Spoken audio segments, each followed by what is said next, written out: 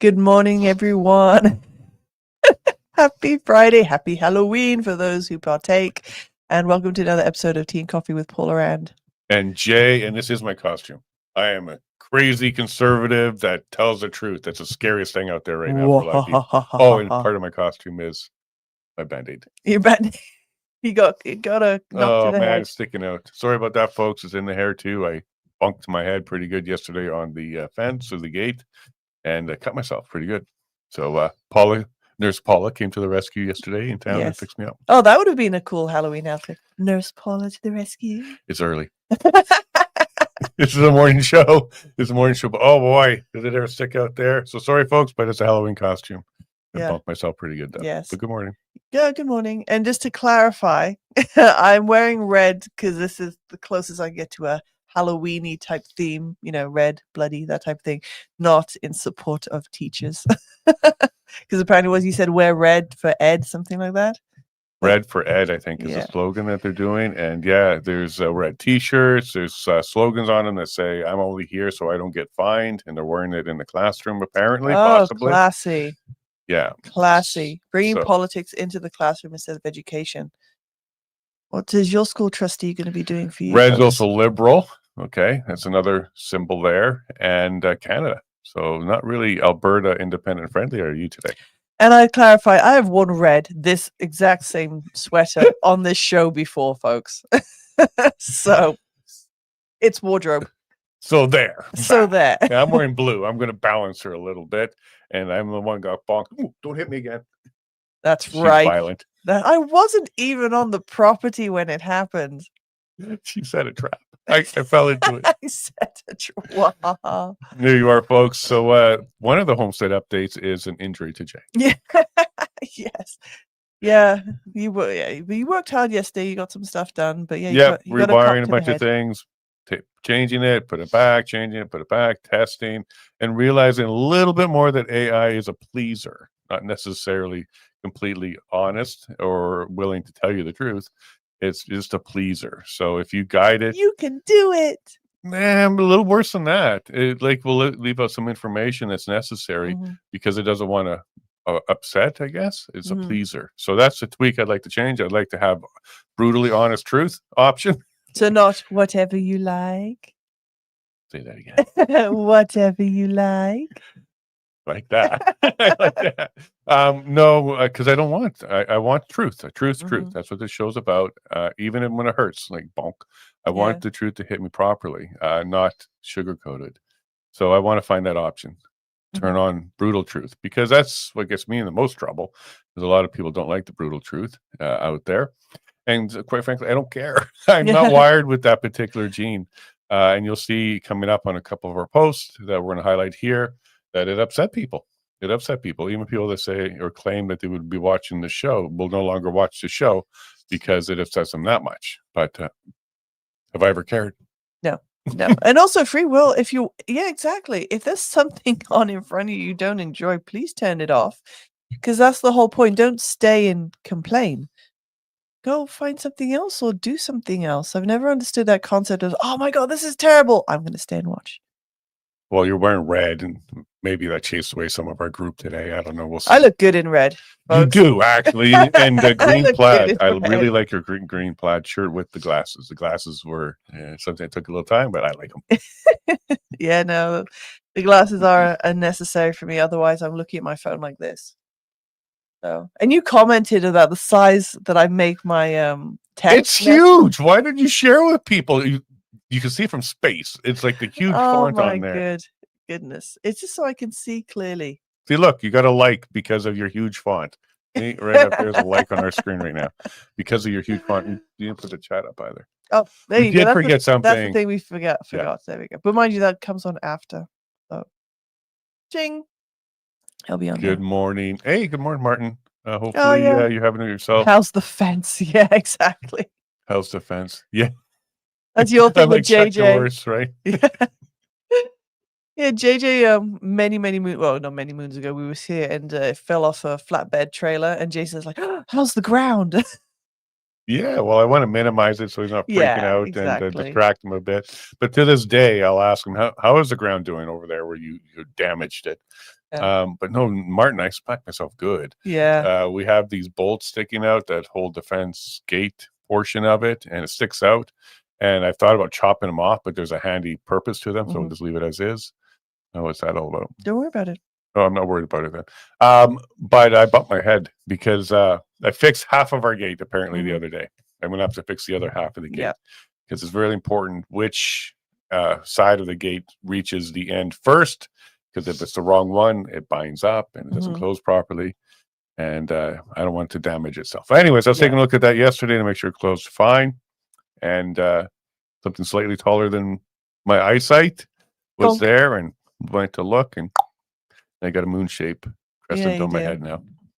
So I am not compatible with large bolts. Yes. No merging there. No, So sorry. it's okay. But yeah, I called Paula up. She was setting up in town for Halloween, working on the Halloween stuff. Yeah, the haunted And I house. called her and said, "Oh, I bumped my head pretty good." And she went into small panic mode. Mm. Oh my gosh, are you okay? Last thing you need is a broken J. So Nurse Paula met me at the pharmacy, got the bandage, and put it in my hair. And you got to be careful. I don't have enough left to qualify as a full head of hair. I'm getting really close to hairless, so don't rip it all out. I won't. Well, you're the one who's going to be taking it out, not me. But yeah, but that way, it fit now over the wound. Any lower it would have been down towards your eyebrows. You could have drew an eye on there. That would be a costume. I got a third eye up there. It's just wonky. It's all the way to the right. It's to the right, not to the left or the center. It's to the right. Yeah. Well, there we go, folks. There's a little bit of updates. Some electrical got done. Gate attacked, and Jason has a hole in his head. Yeah. Literally. And my body is sore. Sorry about that. Yesterday was a long day doing the setup, but What were you doing? Well, at the Breton Community Center, we're doing the haunted house, and we got given the entire large space, like the largest room. And we're like, oh. So we set it up, and thanks to Coy and Kylie, who were there, Preston, who helped in the initial setup. But Coy, this tall fella, 6'3", was going up and down the ladder to create the walls for the haunted house, so we could kind of meander people through a maze. And no, it was great fun. Thanks to Brooke, who is leading it, and we're following her vision for it. And yeah, it was good. And this morning we'll just do the finishing touches, and it'll be ready for this evening for all the local kids. Happy Halloween. And yeah, you're gone most of the day. So I was on daddy duty. I was driving around the kids, had a good time with them, and they witnessed the bump. Yeah, they witnessed the bump. And then JJ got to do his taco time costume day at the youth club, and Jacob hung out with me. And Jacob was in heaven because of all the large, nasty rats and spiders and candelabras. He got to play with everything. Yeah, he's not a fearful kid. No. Just actual spiders. He's not a fan of those. But he was not the real spiders, but fake spiders, pictures of spiders. He's gotten a lot better at it, and he was and playing Hyde. with stuff. That character Hyde from Wednesday. Yeah, he likes that. Likes, doesn't like, brings it up, is a little bit worried about it. Yeah. But in either case, he doesn't have many fears. And those are just a couple of little ones he has. Yeah, he's a good guy. All right. Well, there we go. So there's a homestead update and the medical emergency. And speaking of emergencies, we'll be getting into how Alberta's changing emergencies. So we'll be getting into that coming up quickly here. I'm not sure why, but X is hiding some of my stuff recently. And here's an example. So I reposted Jack, who's calling on all Canadian conservative influencers. The Alberta left-leaning mainstream media is not reporting the truth. We have teachers and politicians encouraging students to become politically involved and walk out of schools across Alberta today. So this was yesterday, and this did happen. We have the head of the union saying, seek to bring down the Alberta government. You can also translate that. Try and replace them with us. Trying to say the same thing there. Because these are the NDP people who are pushing all of this. We need your help getting the word out about what what's happening in Alberta. Well, the students were supposed to be in school, and now you're encouraging them to leave school. Good thing not all students do this, just a handful. And I posted facts. And then we covered these issues today on the Levine Show, not meaning to plug our show. If you're watching, you already know. But if you want the truth, check us out, levineshow.com. A typo there from 7 to 9 a.m. Paul was like, no way. No. It really meant to be 7 a.m. Mountain, 9 a.m. Eastern. So I kind of did a mess up there. We cover news, speak the truth, and have typos, and we'll keep fighting no matter what they toss at us. God bless. But this particular post is missing from my timeline. I was looking for it this morning, and it's not there. I don't know what's going on with X or what they're doing or what happened, but I've noticed a drop in engagement. And I'm not alone on this. A lot of people are even leaving X because X is kind of throttling and censoring. But in either case, I was able to dig up the post from a comment I made on my own post where I shared the episode. And I don't like the idea that the kids are being used as political pawns, whether they're not in the classroom because of the strike or when they are back in the classroom, they're being used as pawns to go ahead and fight against the government for putting them back in the classroom. Yeah. No, exactly. It's a mess, and it's taking away from what the school system and the education system is meant to be achieving. It's not for politics. Keep it to yourself. Certainly don't bring, certain worded T-shirts into the classroom and things like that to make your point. The kids don't care. Just sit there and educate them. Some of them will, jump on that because they like to, look like an adult and act like an adult sometimes. And I don't mind teaching kids politics, but turning them into political advocates before they can even vote. It's similar to sexualization. It's too early. You can teach them about the news of the day, but don't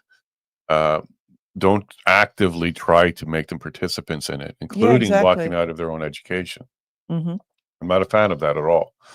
But here's where I got a lot of heat because people are upset because some people are literate.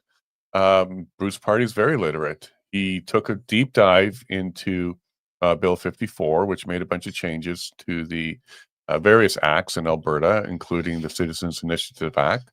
And he highlighted that one of the changes, which was a last-minute change by Mickey Amory, may have caused the Alberta government, willfully or not, we don't know yet, to plug any opportunity to actually have a referendum on independence in Alberta. He's not saying we shouldn't have one. Yeah. To be clear, he's one of the first to actually come out strong for it. But he's highlighting that one of the changes that were made kind of secretly or under the covers, because a lot of people weren't paying attention to that. They were paying attention to how the referendum numbers dropped, and you only need 177,000 now instead of 600,000. Like there was a lot of focus on that, and this is usually how it happens. They're like, "Hey, look at all this shiny stuff," and then they pop in something. Now, what Bruce highlighted here was the section of the Clarity Act, which is currently before the courts of Alberta for the Alberta Prosperities question, because that's exactly why it's in the courts, to clarify whether or not it's a constitutional change that violates this law. So what Bruce has done a good job of is highlighting and bringing it to everybody's attention that there is a concern that Alberta's government may have caused a wrinkle or a hurdle in the independence movement or a path to independence, willfully or not sure. But all he did was highlight this, and holy smokes, he's getting hit left, right, and center, and then so am I. So I'm bringing him on. He's going to be on the show Monday. We're going to be talking about this. And this is where I got some threats of, well, I'm going to stop watching your show. I'm like, well, you obviously don't watch our show because I don't pander to any group, and I'm not here for ratings. It's like, well, you're going to have less ratings now. I'm like, okay, fine. I've never cared about the ratings. This is what people who watch this show come back for, is we don't care about that.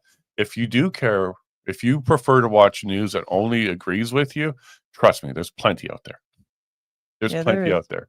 But if you're actually interested in people that will not shy away from tough subjects, including ones where, well, obviously a lot of people that support us are going to be pretty upset, well, then you're in the wrong place. Yeah. Like if you want the truth, you come here.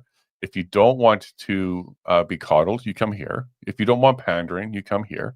But if you want any of those things, trust me, there's plenty. Yeah, and just because you don't agree with something doesn't mean it doesn't exist. Doesn't mean it still can't progress. Like you need to be aware of both sides. And I just want to bring in a comment here from the Crystal regarding the schools. There's a difference between teaching all sides of politics to know they know how government functions versus pushing one side and your personal beliefs on them. Correct. Just like sexuality, like there is a place and a time for biological conversations and Mhm. reproduction and sexual safety and those kind of subjects. There is a place for that in the schools. Telling them at the age of 5 that they can be something else is not. Yeah. Yeah. Agreed. So there's certainly lines. But back to this.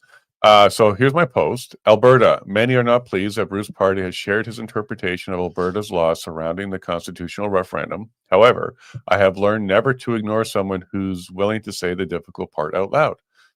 This isn't meaning I agree with his interpretation. I think that this should happen. We need to be able to talk about these things, even if they're uncomfortable. And all you have to do is go to Bruce Party's post and look at the comments, see what I'm talking about. Yeah. There's a lot of people who are just blatantly, I'm going to say, ignorant on some of the things they're saying to him. And some people that you know. So go check that out yourself there. I continue here with Bruce will be joining the Levine Show on Monday, November 3rd, starting at 7:30 a.m. Mountain, 9:30 a.m. Eastern. So you got to correct there about his article. After all, this is precisely why the Alberta Prosperity Project's question is before the court in Alberta to decide whether Bruce is correct in the reading of the law. I would rather be informed and prepared than surprised and unprepared. Yep. If you agree, this is a must watch episode, because what's before the court right now is whether or not a question via the referendum of the Citizens Initiative Act can make a substantial change to the Constitution. And Jeff Rath has been very clear. He's like, well, any question about separation is a change to the Constitution, so this shouldn't stand. And this is what Elections Alberta brought to the courts to answer. Elections Alberta is not going to be the decider of that. They brought it to the court to answer. And this is what Jeffrey Rath and a whole bunch of other people are working very hard on, is to answer this question, have a decision on this question. And all Bruce did was he highlighted that his interpretation of it as written, and it doesn't mean the court can't overrule it, but as it's written right now, would stop the independent movement because it is a change to the Constitution. He's not wrong. Yeah. We just don't want him to be right. There's a difference. Yes, yeah, exactly. And Bruce has been a huge proponent for Alberta separation and saying that it would mark the way and lead the way to his positive change within Alberta and the rest of the nation to make the changes that we need. So it's not like he's been against the separation. Then this is his gotcha moment. No, he's been on numerous times. He wrote a draft, for goodness sake, of a possible constitution for Alberta. So I think creating awareness and getting the best to be prepared to know how to respond is the way to go, instead of head in sand, ignorant, saying, oh, no, don't worry, it'll work out, it'll be fine. No, let's be as prepared as possible so we've got the arguments ready. Yeah. Now, some people asked me or told me, you should have an opposing lawyer on to debate him. This isn't a debate. This is an opinion. Yeah. And it's not like changing Bruce's mind is going to change anything. The law's written. It's before in black the court. And white, yeah. So whether he interprets it the way you enjoy it or not, or whether you just want to head and sand this particular issue because you don't like where that could lead, it's not Bruce's fault. It's already before the courts. The Alberta Elections Alberta brought that question before the court to be decided on because it's a new law. And this is exactly how laws are tested. First, you write it. Then you try to implement it. And if someone doesn't like it, you take it to the court for a decision. We're going through lawmaking right now. And no matter how much I talk about it or Bruce talks about it, it's not going to change anything in the court. Yeah, correct. But what will change is your awareness of what is before the court, what they're actually arguing about, and why it could become a hurdle. Doesn't mean it's going to stop it. It's just going to be a hurdle. Now, if the Alberta Prosperity Project's question gets shot down by the court because of this law change, it's still the Supreme Court to change it. That's still an option for Albertans or Alberta Prosperity Project. And by the way, the APP liked this post of mine. So it's not like the APP is afraid. They absolutely know. They got this challenge before the court and they're dealing with it. But people who are very adamant that we need to separate think that this is a way of stopping it and it's going to be Bruce's fault or my fault for talking about it. It's not the way this works. No. In fact, if you're really for independence and sovereignty, you need to be aware of what our current government put in the law, what it means and what may be a hurdle for us to Mhm. overcome to get there. But the good news here for all Albertans is the Supreme Court's Clarity Act will trump anything Alberta does. It's the Supreme Court, and there is the Clarity Act, which provides the mechanism to do it. If the province, willfully or not, created a way to not bring forward a Clarity Act legitimate question, there is a path Yeah. forward to go ahead and circumvent the Alberta law. It may just take more time. Okay. Now, another thing I like about doing this is we're raising awareness, and there's a lot of MLAs that watch this show. They may be becoming aware of it now for the first time, and they will not be for it. There's at least half of the UCP party that's in power right now that definitely wants to make sure we move forward. Mhm. And they may have missed this. They may not have understood it. What does it mean? And Bruce bringing it forward is a great way to educate them too. Yep. So, folks, you shouldn't be asking for people to shut up and sit down and stay in their own lane and not talk. That's ignorant. That is left. Mm. So if that's the way you lean, you're not going to be happy with our show because we do not sugarcoat and we do not shy away, much like Bruce here on this one. So I'm Yep. looking forward to that conversation with him on Monday. I'm sure he's going to be very civil and cordial, As always. and explain to us how and why he raised his concern. But again, I think it's kind of late to the party. This is before the courts already, because Elections Alberta raised the exact same question that Bruce did. He's just making you more aware of it. So I'm very pleased that he's doing that. But yeah, I've taken some heat and I've had to apply a couple blocks because some people are being incredibly rude about this. And it's kind of pointing fingers at Bruce and me as ways to divide the movement. You guys are being silly. If you don't want the truth, then go somewhere else. There's many other stations that will tell you what you want to hear. Also it's this is a legal movement. It doesn't matter how many placards or protests or parades that we hold. This is a legal movement. This is things that we really as the common man have no input in because everything's already been set in stone. Everything's been written down. So no, we're just really going to be voyeurs of this and just hoping that the legal channels we take. I would say no, we're not voyeurs. And what Bruce is doing here, and I'm going to push back on what you just said. Go ahead. Because I don't think you should take a sideline on this one. The UCP AGM's coming up at the end of the month. Go there, be vocal, and this could be one of the issues that you're very vocal about. Because why did you put this clause in there? Why don't you just remove it? Let's take the question away from the courts, because Danielle Smith and Mickey Amory went on a press announcement after it went to the court saying, hey, guys, just let them have their referendum. But those are the two people who put it in there. And it's 24, I think, because someone has said, could we make an amendment to it at the AGM? Could we make a suggestion? I don't know, but at least if you're there and you're supporting the APP, Mitch Sylvester is asking you to be there for support, get there, because I know that they don't want to have the independence conversation at the AGM. So let's have the independence conversation at the AGM. Yeah. So no, don't sideline this one. Get your tickets, get there, and push hard on this one, because Bruce is right. This is a stick in the mud for us. It needs to be removed, and it was self-imposed. Our own UCP government put it in, so they can also take it out. But this is what is in front of the courts right now. So no, please. Then I'll stand corrected on that for sure. What I meant overall is that it's going to be out of our hands as this goes to the court process. But yes, there are some things that we can do, and yes, advocate for sure. So I stand corrected. The UCP AGM is coming up. This is going to be a great time for you to show up with I support independence. I am Alberta. Don't wear red. Wear red.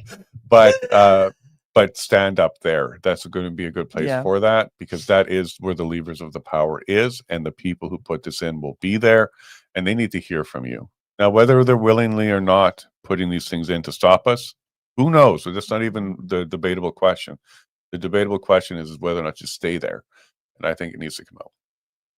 And that will end the court case, and we've got a referendum. Now, again, Thomas Lusakic's question, which got the petition, looks like it's got the signatures. That itself, by the Alberta government, can turn it into a Clarity Act compliant question, and it can also be the way that our referendum happens. Nobody really cares who brings the referendum question forward, as long as it's Clarity Act compliant, and we get to have a vote on it in order to, have our actual say. So there's a few ways to get this done. Bruce is highlighting that there's a stick in the mud, and it's not good to just ignore it. So thank you, Bruce, and he'll be on. Here's where it went. It's because I commented on it and it got bumped up. Found it. Found it. There's that post. Here's another one that got some people annoyed with me and calling me racist. But I'm not. I'm not racist. Paula, are you Caucasian? No. Are my children Caucasian? Nope. And has there been a problem with me? No. Right. All right. So there, I just passed that whole racism argument. No. Paula's Lebanese, which is Arab. I'm 100% Arab. Born in Nigeria, and it's never been a problem for me. And neither has Tim Hortons. I'm not racist about Tim Hortons. But here's what happened. This is what started all of this. Was Grand Bend, Ontario. Ownership of a Tim Hortons, the local Tim Hortons changed, and the new owners has fired everybody. Yeah. Everybody. They're gone as of November 1st, I think it looks like.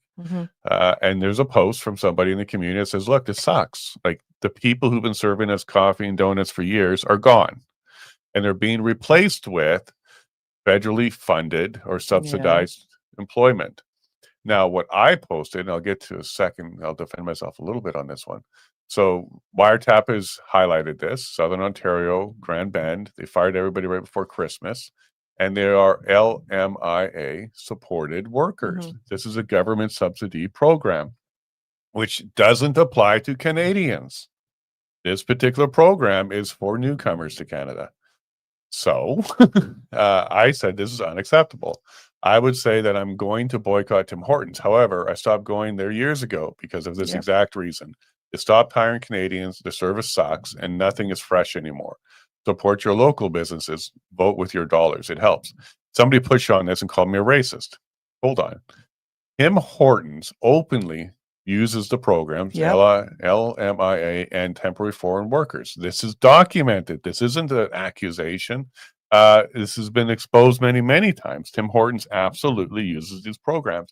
And these programs cannot, by definition, be used for Canadian subsidies and salaries.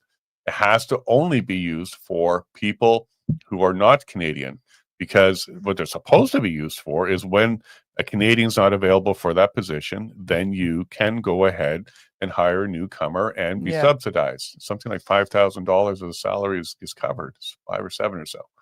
So there's nothing racist about saying they stopped hiring Canadians, because they stopped hiring Canadians. In fact, they fired a bunch of them in order to replace them with lower cost to Tim Hortons new owners, employees. Now, this is not a race issue at all. This is a dumb business decision by Tim Hortons to go ahead and save some money on salaries by replacing people. This has nothing to do with race. And for those who associate race with being white, no, you're being racist. There are many Canadians of many shades who will not be employed. Correct. Because they are not. This program doesn't say, yeah, here's a subsidy for non-whites. Correct. This program says, here's a subsidy for non-Canadians. So when we say they stopped hiring Canadians, that's true, and that's not a race thing. But the people that attack me because I'm white, they're the ones being racist. Well, you're white, therefore you must be a racist. Well, that's a racist statement. You mean tall, white, straight male you. With a Band-Aid on my head. With Band-Aid on your head, yeah. So my whole pushback on this is they are absolutely using federal funds to lower the salaries of employees, and the only way for them to do that is to hire non-Canadians. Because as soon as you become Canadian, no matter what color or nationality or where you're born, as soon as you become a Canadian, your salary doesn't qualify for these programs. Yep. So no, there's nothing racist about this. It's not even nationalist. It's stop firing Canadians to hire cheaper labor. This is a bad business decision, and I would not go to Tim Hortons. I haven't been going there for years for this reason. Because the very last time I went to Tim Hortons was during the Detective Helen Gruce matter, and I tried to buy a box of coffee, which we all have seen at events all over Canada our entire lives.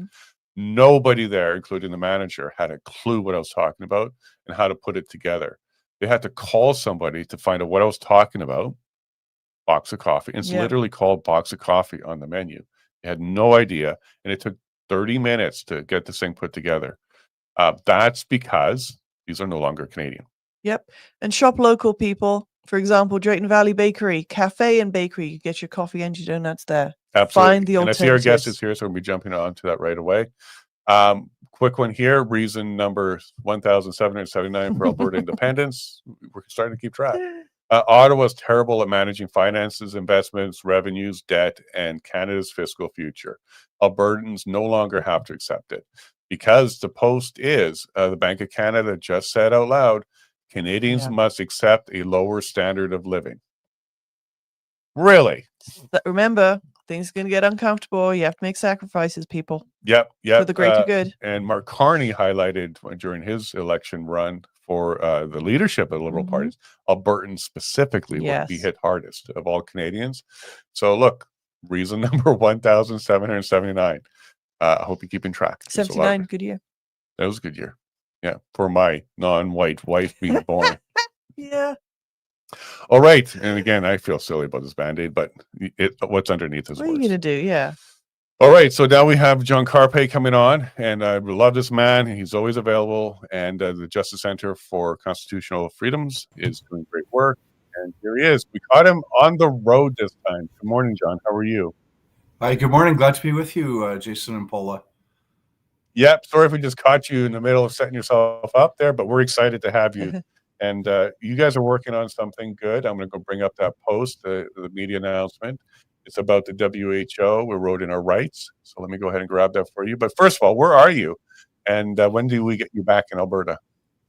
I am in our current nation's capital, having just overheard your last few minutes. The Justice Center I love how you framed that.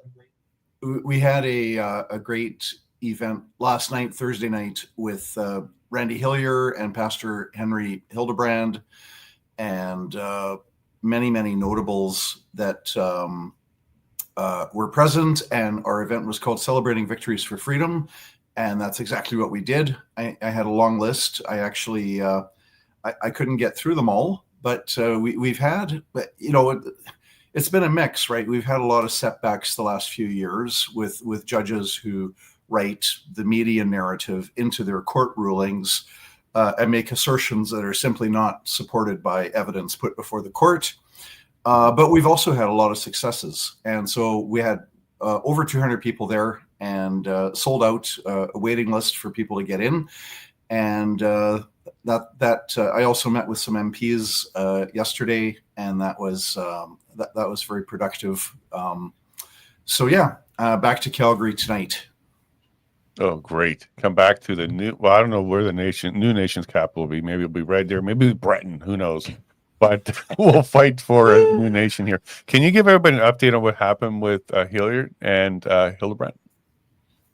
So Pastor Hildebrand, I actually would need to inquire he had so many tickets. At one point, he was facing $250,000 in fine and 15 years in jail.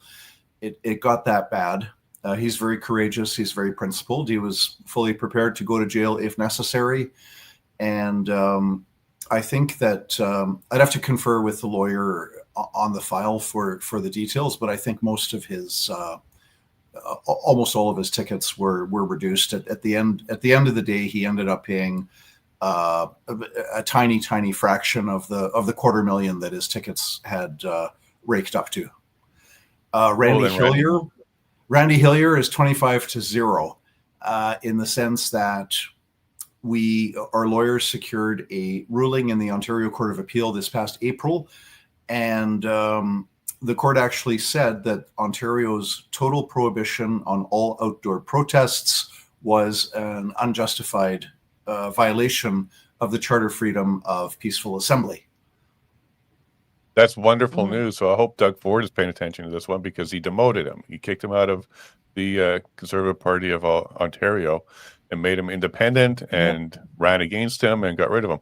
That was an interference, I think, of the electors and their choice to have representation by Doug Ford. But now Randy's vindicated. So 25-0. So everything that they went at him with, they lost. And he also was self-represented for some pieces of this, right? Yes, yeah, he's got so many files. I think most of them he's been helped by lawyers provided by the Justice Center, but he's got some independent actions as well. So most of these ended up with the Crown agreeing to withdraw. But this was especially after the April 2021 Ontario Court of Appeal ruling that struck down the freedom of assembly prohibition. And so it's a matter of the Crown staying the charges. I'm not sure if any of those actually went to trial. If they had, he would not have been acquitted at trial without this Ontario Court of Appeal ruling. Okay, fantastic. And one more thing that came up when this news came out is I said, I hope he sues to recover all of his costs, because he's had substantial costs, even with your assistance. He's had some costs as well. So, but people always push back. Well, that's taxpayer money. Also taxpayer money that caused the prosecution. I think the public purse is there for the purpose of making people right and whole, especially when the Crown itself is the one who does the damage. Then absolutely, you should be holding those people accountable for making those mistakes, not the person who had the damages. So yeah, I'd like to see him step forward and possibly recover, at least get back to par with his costs there. There is a civil tort of malicious prosecution, and it's a pretty high bar. It's a difficult court action for a plaintiff to win, but potentially he can pursue that. Now, in this case, we had some very misguided and very wrong policies in place. It might prove difficult to prove that the Crown prosecutors were behaving maliciously when they were prosecuting under the existing law of the day that had not yet been struck down. But Randy can talk to a lawyer in Ontario about a potential civil action and get advice on how strong or not strong such an action would be. 100%, and it is difficult. Like if you were going after an ex-girlfriend and prosecuted her, made something up, very easy, slam dunk malicious prosecution. But that's about it. Like it's very difficult to show that they weren't trying to do what they believe was in the right intent, especially if they state it. Like if you won, like you were found not guilty, a little bit closer to that bar. But if they stay it, their argument can still be, well, we could still prosecute it. We still think it was good. We just chose not to. But also, if he brings forward a case, an action, the other side may just settle because they don't want any precedents. They don't need the Hilliard precedents if he can reach that bar. But it's difficult because it's also the court system, which is part of the prosecution. They all have the same check writer, and it's hard. It's not an easy path forward, as you highlighted there. All right, let's jump to the new stuff out of the JCCF, which is a new report that warns the WHO health rules erode Canada's democracy and charter rights. Dun, dun, dun. Okay, so for a lot of us who've been watching this kind of thing happen for a long time, we knew this. But let's go ahead and highlight what you guys put together here. Well, there are currently still 4 holdouts that are not agreeing to submit to international health regulations, and those are the United States, Israel, Italy, and Argentina. But the rest of the world, including Canada, has already indicated that they will sign on or that they are on track to do so, subject to looking at some details. What these regulations would result in, or could result in, is that if they are applied and adhered to, and if the countries choose to obey, you have a situation where the Director General of the World Health Organization can declare a pandemic emergency. So that becomes his discretion. It's not something that each individual country would agree or disagree on, and can then order lockdowns and mandatory vaccination policies and travel restrictions, and basically unleash a wave of human rights violations on people across the globe. However, this is a very nuanced gray area, because the World Health Organization does not have an army or courts or a police force. And if any country decides that it is not going to follow the edict of the Director General, and if they say, look, we're open-minded, we'll listen to what you have to say, but we're not necessarily going to implement your measures. So really, it depends on which in each country, it depends on the government that is in power at the time that the Director General declares a pandemic emergency. Individual countries will decide individually if they're going to comply with these edicts, or some of them, or none of them. Okay, but if history is any past predictor of the future, governments do get in line when the WHO says, hey, we have a pandemic, this is real, safe and effective, et cetera, et cetera. We have some history of this already, which is very concerning. And Canadians were very concerned about Senate Bill 293, I think it was, which was a pandemic preparedness bill, which was going to wire in a lot of control over everything from farming to supplies to logistics in a pandemic. And if now we have the WHO saying we can declare what a pandemic is, and we have the Canadian government bringing in laws to prepare to already take steps in the next pandemic, it's a very short line from power. So how do Canadians stand up to that? And do you really think, like, especially under a Liberal government, that they won't just repeat what they did before and follow along with all guidances? Well, it is a very serious problem. I don't want to minimize it. I'm just saying there's a silver lining on the cloud that effectively a government can just, if the government chooses not to go along with it, the WHO is not capable of sending in an army to enforce it. But it is a serious problem because the politicians will use it as a pretext.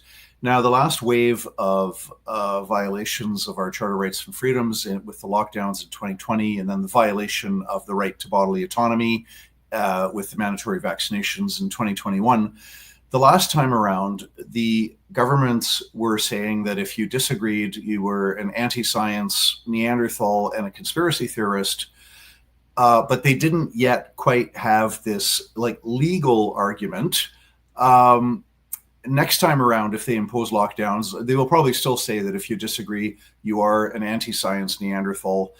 But now they'll added to their propaganda points will be this propaganda point that we have no choice. We are part of this international treaty, and Canada is an honorable nation, and we're going to honor our international obligations, and we have signed on to this, and so we really have no choice.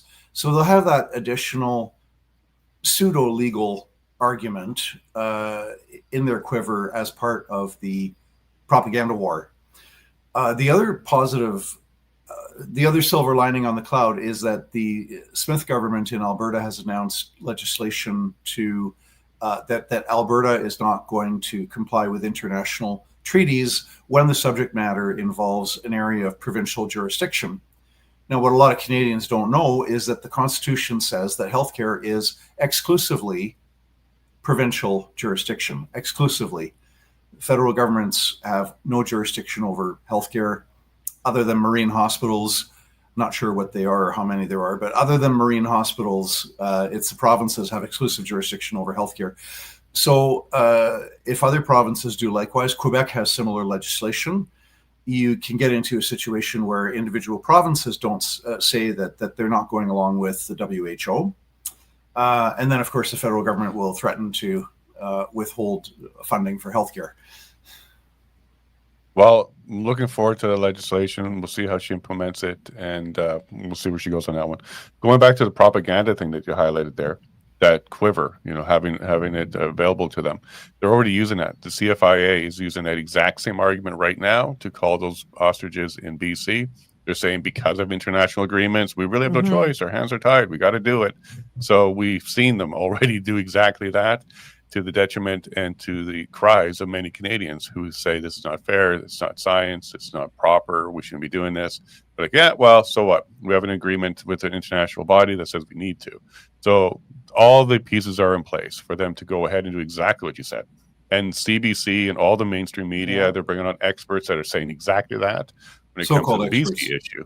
So I wouldn't be surprised if that's exactly the same parroting they do on an international level for a pandemic that pops up, whether it's man-made or whatever. We can't even get into that argument yet. But all of them, Pfizer, he said the COVID was just a precursor to something bigger. Bill Gates had said stuff like that. Like, I don't know if they're telling us what's coming because they can predict the future or not. But everybody seems to be getting prepared. The 4 countries you mentioned: U.S., Italy, Argentina. Who was the 4th again? And Israel. Israel. Okay, so Israel might be the exception, but the other 3 are populist governments, right? They seem to have elected a populist government. And it seems like when that's the case, you're a little bit more common sense and a little bit more willing to stand up to global agendas or global pushes. Canada has a populist party, but there's no prospect of that actually taking power. Not now, at least. Do you think under a conservative government, you spoke to some MPs, I would presume some of them are conservative, that a conservative government would stand up against the WHO if they came and pushed this down? So if we changed government from liberal to conservative, would that be a step in the right direction? Or, because if you remember, Polyev said, roll out the vaccines faster, people want them faster, or would it just be a little bit more of the same? I'm just not qualified to predict how a different government would act. But I will say it's really important for Canadians to contact their MP and say that Canadian sovereignty should be protected, and we should not hand over the right to the democratic right to determine our own laws, live under our own laws. That's what democracy is all about, is that we, the people, have a say through our elected representatives in what kinds of laws will govern us. That's what democracy means, and it's a fundamental principle of our Constitution. I find it really ironic how the people that will scream and shout and jump up and down and light their hair on fire every time US President Donald Trump talks about Canada becoming the 51st state, and these people are screaming about Canadian sovereignty, which they supposedly view as sacrosanct when it comes to not becoming a 51st state. And these very same people are eager to hand over Canadian sovereignty to unelected bureaucrats in Geneva, Switzerland, and empower foreigners to make laws for Canadians effectively. So it's profoundly undemocratic. It's a violation of our Constitution. And so Canadians can and should contact their member of parliament and say, respect Canadian sovereignty, do not hand it over to the World Health Organization. And if there's enough pushback, there can be change. We've seen that with Bill C2 in Ottawa. It's really been put on the back burner because there was such a massive outcry from so many Canadians against Bill C2 that the government, it's still there, but they're really not going to try very hard to get it through. Yeah, that's a sentiment here by Trevor. The way I see it is not one person in Canada voted from some unelected bureaucrat on the other side of the world to govern us. 100%. Yeah, I missed the UN elections. I guess I was sleeping that day. I would have covered it. But yeah, totally true. And some of those people that are upset about, let's say, the 51st state, but they don't fight for our sovereignty, also took to the streets in Toronto to say no kings and have a no kings protest when we are under the leadership and head of state of King Charles. Like mixed messaging or what? Maybe this is why everybody should stay in school, maybe even homeschool if you can. But the last thing we need here is like what we see here in Alberta, which is where you're from, students walking out and the use of the notwithstanding clause to put students back in. Do you want to kind of touch on your thoughts around that? Was it necessary? What should we do from here? Was it a violation of our rights as Albertans or even teachers and students? When the charter was added to our Constitution in 1982, the premiers insisted that there be not to avoid judicial tyranny, to avoid juristocracy, as it's called, where we are governed by judges, to avoid that and to not be completely at the mercy of unelected, unaccountable judges. They insisted there be a provision where the legislatures can write legislation and say this legislation operates notwithstanding the charter freedoms of conscience, religion, association, expression, peaceful assembly, etc. And the idea was that there would be a dialogue back and forth between the courts and the elected representatives. And the courts might strike down a law, but the elected representatives might say, well, you know, your decision is just completely outrageous. It's unhinged from reality and common sense. So it can be used for good or for evil. In Quebec, the notwithstanding clause has been used to shield their language laws that suppress, restrict English from judicial scrutiny, because they say, well, this law operates notwithstanding the Canadian Charter of Rights and Freedoms. We've seen what I think are very sensible uses of it. There was a case in Saskatchewan where local parents wanted to send their kids to a very nearby Catholic school rather than having their kids bused to a non-Catholic school 20 kilometers away. All the parents were totally happy about it. And this local public school board commenced this court action saying that it was a violation of constitutional rights for the Catholic schools to have non-Catholic students and get funding for those non-Catholic students in the Catholic school. Even though all the parents were totally happy with it, they didn't want to have their kids going to a public school 20 kilometers away. And so the court sided with the school board, and then the Saskatchewan government said, okay, we're using the notwithstanding clause. We're opting out of this terrible court ruling. Now, all of that to Alberta. So if I won't comment on, I don't want to get into the teacher strike because it's too nuanced and complicated. If it was the right thing to do to legislate the teachers back to work, okay, so I'm not taking a position on that. If that was the right thing to do, then it was necessary to use the notwithstanding clause, because unfortunately, our brilliant Supreme Court has interpreted freedom of association, which is an individual's right to join or not join any organization. They've interpreted that as power for the unions to do more or less whatever they want. And so because we've got a really stupid Supreme Court ruling on freedom of association, if you want to legislate the teachers back to work, you have to use the notwithstanding clause to do that. Yeah, and I know that this whole teachers one's a very difficult one to touch on because it's also framed in such a way, like teachers' rights. But what about students' rights? What about the students' rights to an education, unfettered education? What are your thoughts about Alberta potentially one day becoming a right-to-work province, where you have the right to join a union or not, and maybe there's some competition amongst unions, so you can get more representation as an employee? And we don't have to just focus on teachers. This could be across the board. But what would be your thoughts around Alberta adopting closer to a right-to-work type of legislation? Well, my understanding of freedom of association is that nobody should be compelled to join any organization, full stop, black and white. And the argument that's often raised is that you cannot have a workplace with both unionized and non-unionized workers working side by side. And the claim is false, because in the Netherlands, where I come from, this has been the par for the course for decades. And you have union and non-union members are working together side by side. So, it's not true to say that it's impossible.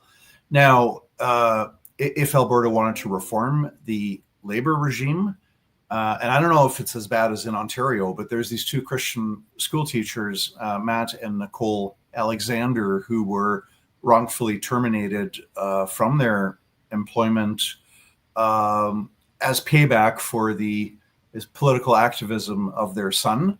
And the union was completely useless, did nothing to help them. And so now we're providing lawyers for them to go before the Labor Relations Board to complain about the union and see what can be done after that. So I don't know if Alberta's labor regime is as bad as in Ontario. I'm told that they're all similar. If Alberta wanted to change the labor regime that's now in place, Alberta would need to use a notwithstanding clause, because the current labor regime is kind of imposed by the Supreme Court of Canada rulings over the years. So it would actually it would go against a Supreme Court Canada ruling if you wanted to have major labor reform in Alberta or anywhere else. 100%. And look, I think that we need to start taking another look at this, because there's now a threat potentially of other unions stepping up and striking, wildcat strikes, super strike. These are some of the terms that have been thrown around the last week. And they're going to try and push hard on the government to basically give in and provide all their demands, never stand up and never take action against them. where they can strike. They can actually take away the services. That's a pretty extreme end of their abilities, and they execute it. So I think the notwithstanding clause, when used appropriately, is necessary. Now, correct me if I'm wrong. Executing the notwithstanding clause kept this out of the Alberta courts, so that they could have put legislation in without the notwithstanding clause, but then that would have been that could have been brought into the Alberta courts, and that was the concern you were talking about there. I'm not sure what you mean by the Alberta Accords. Well, where would the action? Okay, so let's say Alberta legislates them back to work without the notwithstanding clause. Can that then be challenged in the courts? Oh yes, absolutely. Then the ATA would go to court like immediately. They would immediately file an action, and they would likely be successful, even regardless of which judge they went before. The Supreme Court of Canada has had a number of. They have a pro-union bias, and we've seen it ever since the Levine case back in the 80s or 90s. Did you say Levine case? Yeah, spelled like you. Merv Levine. He was a college prof in Ontario who objected to some of his union Jews going to the NDP and pro-abortion groups and the Nicaragua government and whatever, that his union dues were, part of them were used for money was given to all these left-wing causes that he disagreed with. And so to me, it was just pretty obvious. Yeah, this is wrong. But the Supreme Court said that unions are so good and so wonderful and so necessary that everybody should be required to pay their union dues. Technically, you could elect to be a non-member if you wanted to. You could choose to not be a member, but you still have to pay the dues because you're getting all these wonderful benefits. And they really turned a blind eye to how you're raping somebody's conscience when you force them to give money to something that they vehemently disagree with. And I don't think the Supreme Court justices would like it if a portion of their salary was given over to causes that they disagreed with. But they just had no sympathy, and they said, well, unions are really wonderful, so we just have to keep this forced union dues, mandatory union dues. We just have to keep that in place. And they ruled that there was not a unjustified violation of Merv Levine's freedom of association. That was our Supreme Court. And then since that time, it's gotten worse. There was a Saskatchewan case from within the past decade where the Supreme Court almost ruled that public sector unions can hold taxpayers hostage because they have these constitutional rights to be consulted. I'm paraphrasing; those were not their words. So we've got this very pro-union jurisprudence that is on the books, and so. The ATA would sue and would very likely win to strike down the get back to work legislation. Okay, so I think my assessment a few days ago was correct then. So this kept it out of the Alberta courts in front of an Alberta judge. Now, if they wanted to challenge this, would the Supreme Court be the next step if the ATA wanted to challenge this, or is there no path forward at this stage now? Well, there's a scary case between this before the Supreme Court right now regarding Quebec Bill 21, which in my view is very bad legislation. It restricts religious freedom and freedom of expression. But at issue there is the notwithstanding clause. And it looks like the federal government, I got partway through their brief, but I didn't finish reading it, is trying to suggest that, somehow it's not a valid part of the Constitution that can be used. It's difficult, although with if you have a sufficiently high level of insanity, you could actually say that somehow Section 33 is not part of our Constitution and legislatures can't use it. You theoretically, if you were insane enough, you could come to that conclusion, but it would be pretty difficult because it's very clearly there that it gives the legislatures a right to opt out of court rulings that they consider crazy and unhinged from common sense. So, yeah, the ATA could try to argue that, against Section 33, but that's a pretty uphill fight legally. So that one that we're watching now with the Quebec, I think you said Bill 21. So I'm just going to try and simplify this. Is it that the federal government is arguing that they should have a notwithstanding clause on top of the provincial notwithstanding clause on top of the charter so that they can override a province? Is that where they're heading with this, or attempting to head with this? They're trying to water down Section 33 and suggest that it can only be used rarely, and they're trying to do whatever they can to water it down, because these people love judges. They trust judges. They know that on balance, They appoint judges. Judges are more reliably woke and progressive and left-wing than our elected representatives. So there's politics behind this, right? If you are woke and progressive and left-wing, you want to give the judiciary as much power as possible because they're just going to rule in your favor, and it will be shielded from democratic accountability. If you are more freedom oriented or more conservative, more traditionalist, you're going to not want to give massive powers to unelected and unaccountable judges. So that's the politics behind the scenes. If you trust judges more than you trust politicians, then you are going to hate Section 33. And, conversely, if you think that our elected representatives, warts and all, with all of their faults and shortcomings, are probably a better group of people for protecting our rights and freedoms than what judges are, you're going to like Section 33. All right, so let's be clear about this. So some judges are going to determine whether or not a province can ignore judges. That's what we're talking about here?